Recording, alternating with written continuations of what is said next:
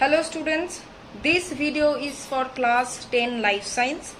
In this video I am going to start with a new chapter which is there in your second unit test, which is chapter 2, continuity of life. So let's just start with the chapter. So we will start with the topic of with the chapter continuity of life. So we know that what is the basic structural and functional unit of life? The basic structural and functional unit is cell. Now this cell goes on dividing and forming multicellular organisms. So one cell divides to produce numerous number of cells. So thus it leads to the increase of the cell number, and this phenomena, this increase of the cell number, this phenomena is termed as, hyperplasia. Understood? Now in your book it is given on topic interrelationship among chromosome, DNA and gene. That means how this chromosome, DNA and gene, they are related with each other. First of all, what is chromosome? We know that the nucleus is having 4 parts. What are the 4 parts? Nuclear membrane, nucleoplasm, nuclear reticulum and nucleolus. This nuclear reticulum is the thread-like structures which on cell division or during the cell division actually becomes chromosome. It becomes very thick and short. Generally this nuclear reticulum are thin and long, but this chromosome is very thick and short. This is the structure of chromosome, and nuclear reticulum which is present within the nucleus, it is thin and long, intertwisted fiber-like structure. This is the nuclear reticulum which on dehydration becomes thick and short. These are the chromosomes which are actually the nucleoprotein. That means they are composed of DNA and protein. Now this DNA remains in partly, which is a large biomolecule inside the nucleus. DNA remains in partly open or partly folded condition. So let me show you one thing. This is the chromosome. This chromosome is actually formed by this intertwisting of the structure. Understood? And this chromosome is actually formed of DNA and protein. Now this DNA is having certain regions which can code a protein. These certain regions of DNA which can code for a protein, those regions are termed as gene. That means chromosome, if I'll classify it, we will get DNA, and if I'll go to the more vivid description, then we can find the gene. So gene is the functional unit. Understood?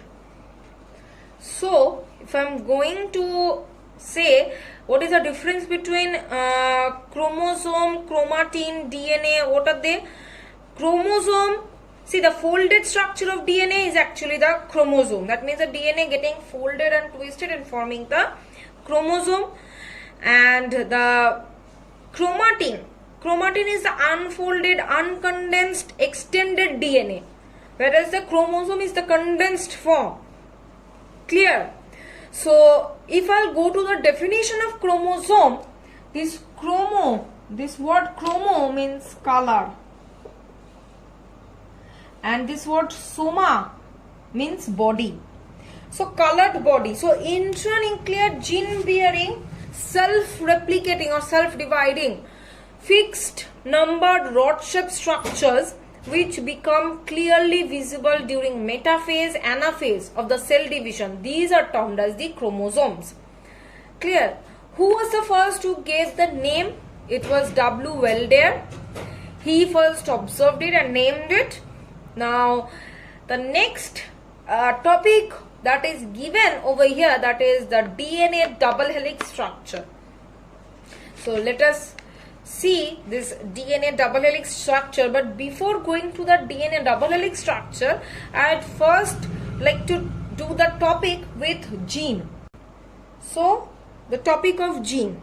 So it is the hereditary unit consisting of a particular sequence of bases of DNA and specifying the production of distinct enzymatic protein. So gene is the functional unit of DNA.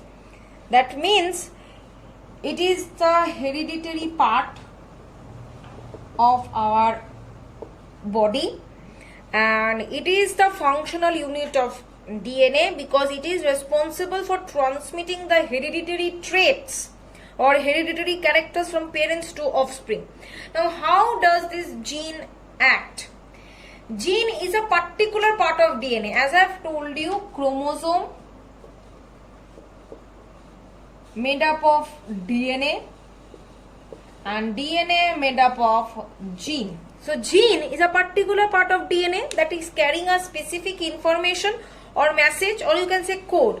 Now from this DNA, okay, mRNA is synthesized by the process of transcription. From mRNA, specific protein is synthesized by a process called translation. Now this specific protein may be structural protein or enzyme. This enzyme is also a protein, right? Alters the metabolic rate in the cell or the organ, leading to the expression of different characters in the organism. So what is this main aim of the gene or this hereditary unit? To produce protein in the body of the offspring. Clear? So at first from DNA, mRNA is being synthesized. mRNA means messenger RNA. From messenger RNA, ultimately protein is being synthesized. Now this protein will act in our body differently so that our organ can express in a different way. Clear? So this is the concept of gene. Now we can go to the topic of DNA, the double helical structure. See, first of all, the structure of DNA is what? Like this, they are being joined by hydrogen bonds, these two strands are joined by hydrogen bonds. So it is a double helical structure. Full form of DNA is actually deoxyribonucleic acid, and this is a very common full form in this class. It is double stranded and it is helical in nature. Helical means twisted. So this double helical molecular structure, it was first observed by Watson and Crick. And for this observation or for this experiment, they received a Nobel Prize. This DNA is formed of two helices or two strands or two chains, and the chains are termed as alpha and beta chains.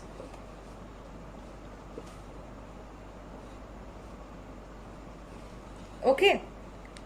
These chains are interlinked by these hydrogen bonds. I've just now said these are the H bonds, or you can say hydrogen bonds. Okay. These chains are anti-parallel. Anti-parallel means they are opposite to each other. And each chain of DNA consists of the structural unit. What is this structural unit? The structural unit is deoxyribonucleotides.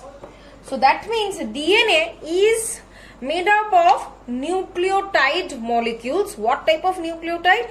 Deoxyribonucleotide. That means it is a polymer of deoxyribonucleotide, and these nucleotide molecules, these deoxyribonucleotide molecules are interconnected by a bond.